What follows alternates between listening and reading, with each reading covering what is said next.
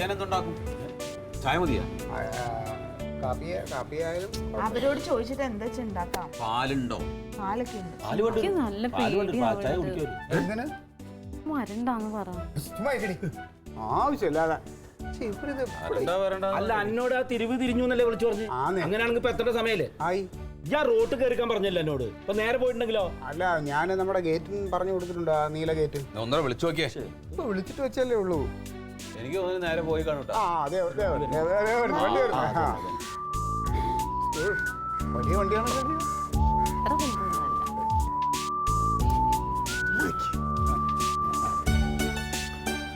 ഏതങ്ങനത്തെ ആള്? വളവളൊന്നും പറയാൻ കേട്ടോ. നമസ്കാരം. Okay sir. നമസ്കാരം സാർ. നമസ്കാരം. വരും സാർ.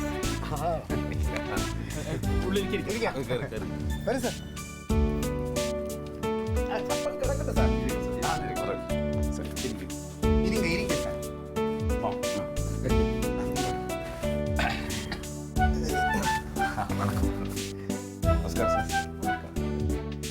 സാറേ അല്ല കുടിക്കാൻ സാറേ ചായ കാപ്പി இல்ல எதுவும் சாப்பிட்டோம் நம்ம வந்து தமிழ்ல ஒரு புது படம் பண்ண நினைச்சிருப்போம். സാറ് പുതിയ സിനിമ புதுசா பண்ண போறோம். நம்ம விக்ரம் சார் தான் ஹீரோ. വിക്രമ അന്യനിൽ അമ്പി വിക്രം. அதான் மலையாளத்துல எல்லாம் நடிச்சிருந்தீங்க. அதான் அவங்களுக்கு தான் ஹீரோ. அப்போ அதுல வந்து ஒரு புதுசா சிங்கரை இன்ட்ரோடியூஸ் பண்ணுங்கன்னு ரொம்ப ஆசை இருந்தது. அப்ப அங்க நிறைய ஆள் இருக்கா, அங்க ஆடிஷன்ல பண்ணி பார்த்தேன். ஆனாலும் அப்படியே இருந்தப்ப தான் இவங்க பாட்டேஸ் முலையில பார்த்தோம். ഞാന് അവരുടെ ഹസ്ബൻഡ്. நீங்க ஹஸ்பண்டா? എന്റെ സിസ്റ്ററാണ്. அண்ணா நீங்களே? ഞാൻ മാമൻ. அம்மாவன். தாய்மாமன். ஓகே பெரியவர். அப்ப அது பாட்டை எனக்கு ரொம்ப ரசிச்சோம். இவங்களை கொண்டு கொஞ்சம் பாட்டே படிக்கணும்னு நினைச்சிட்டு இருப்போம். തമിഴിലാടി, തമിഴില് പാടണം. തമിഴ് പാട്ട് ഏതാവത്? തമിഴെന്നല്ല, അവള് ഹിന്ദി, ഉറുദു, അറബി ഏത് ഭാഷയും പറഞ്ഞു കൊടുത്താൽ ഏതും പാടും. ഇത് തെരിഞ്ഞ പാട്ട് ഏതാവത് ഇരുന്നാ ഒരു 4 വരി തമിഴ് അറിയോ? നിങ്ങളൊന്ന് ഇതാക്കലോ, ഒന്ന് ആലോചിക്കട്ടെ.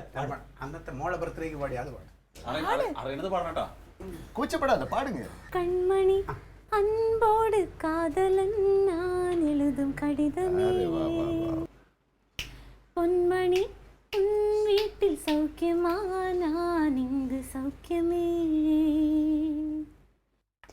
உன்னை எண்ணி பார்க்கையில் கவிதை கொட்டது, அது எழுத நினைக்கையில் வார்த்தை முட்டது, ஓஹோ கண்மணி அன்போடு காதலன் நான் எழுதும் கடிதமே.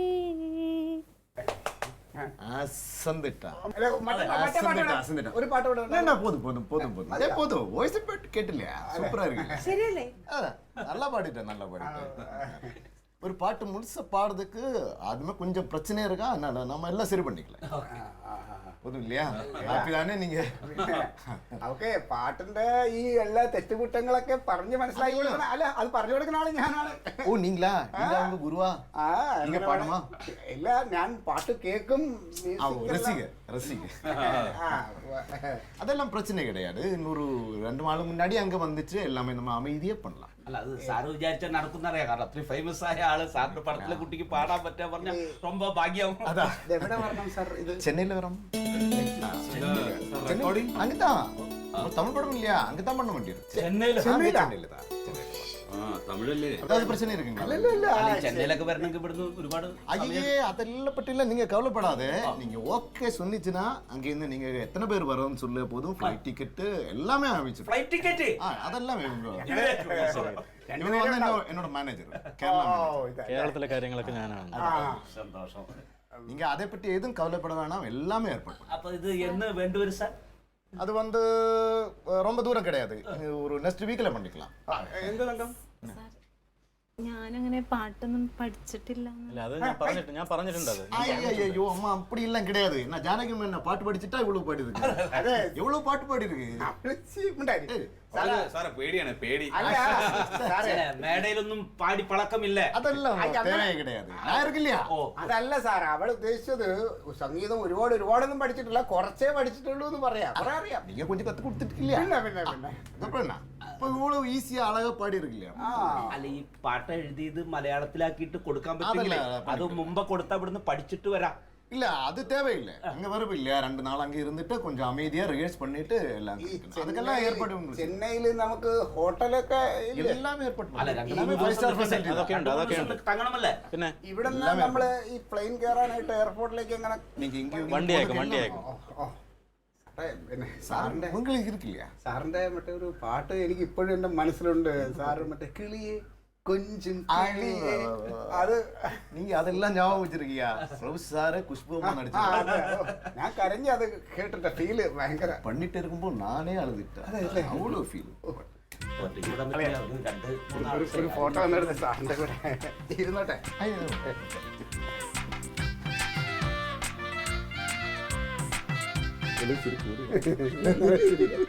Okay ready? ഓക്കെ നമ്മുടെ സാറല്ലേ? നീ ഇരിക്ക്. എല്ലാവരും சரி நிக்கணுமா? ഇല്ല.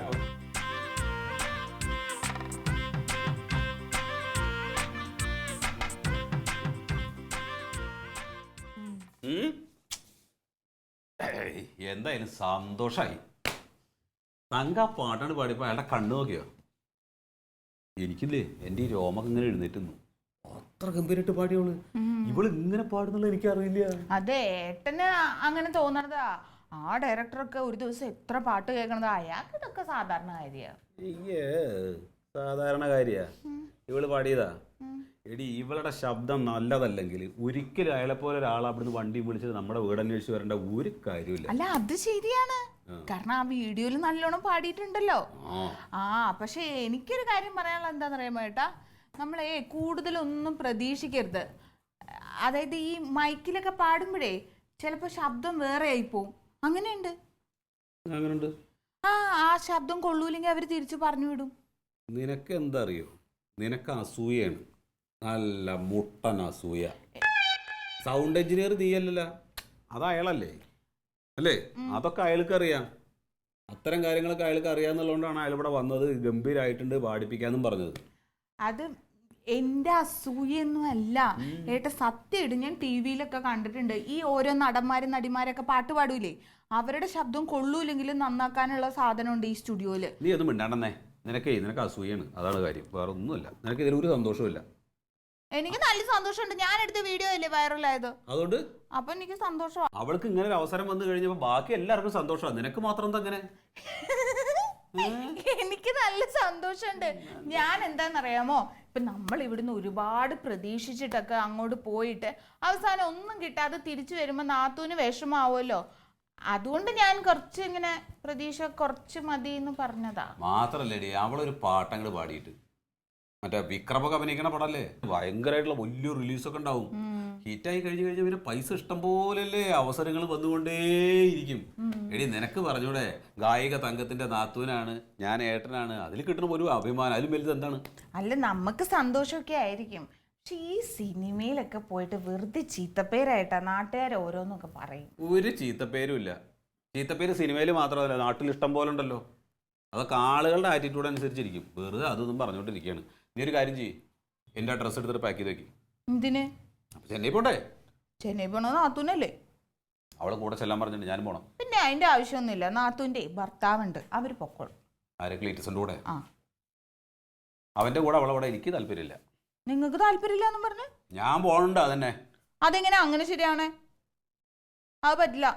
എനിക്ക് ഇവിടെ ഒറ്റയ്ക്ക് നിൽക്കുമ്പോൾ വല്ല തലവേദനയോ പനിയൊക്കെ വന്നാ എന്നെ ആശുപത്രി കൊണ്ടുപോകും. പിന്നെ ഞാൻ ഇവിടുന്ന് ഇറക്കുമ്പോഴേക്കും നിനക്ക് തലവേദന പരിപാടി വരികയാണ്. ചിലപ്പോ വരും. അങ്ങനെ അമ്മാവനെ വിളിച്ച അമ്മാവണ്ടല്ലോ അവിടെ. എന്നാ പിന്നെ അമ്മാവനോട് പോകാൻ പറയാം ചെന്നൈയില്. ഈ കണ്ണ് കടപ്പില്ലാത്ത അമ്മാവനെ വിളിച്ചിട്ടാണ് ചെന്നൈക്ക് കൊണ്ടത്. അപ്പൊ ഈ കണ്ണില്ലാത്ത അമ്മാവനാണോ എന്നെ നോക്കേണ്ടത്? എന്നോട് പറയാ. ഏട്ടൻ പോണ്ട. ഞാൻ പോവാതെ പിന്നെ? അതല്ല, എനിക്ക് ഏട്ടനെ പിരിഞ്ഞിരിക്കാൻ പറ്റില്ല. എന്റെ ജമന്തി, നിനക്ക് എന്താണെന്നറിയാമോ? നിനക്ക് അസൂയ. എടി അസൂയ അങ്ങോട്ട് മൂത്ത് വീർത്ത് വീർത്ത് വീർത്ത് വന്നിട്ടാണ് പൊട്ടിത്തെറിച്ച് പോകും അവസാനം കേട്ടാ. എനിക്ക് അസൂയൊന്നുമില്ല. എനിക്ക് എന്റെ ഭർത്താവിനോട് ഇഷ്ടമുണ്ട്. അതുകൊണ്ട് ഈ 2-3 ദിവസം ഏട്ടൻ എന്നെ ഇട്ടിട്ട് പോകണ്ട. നീ ആദ്യം ഞാൻ പറഞ്ഞ കാര്യം ചെയ്യും.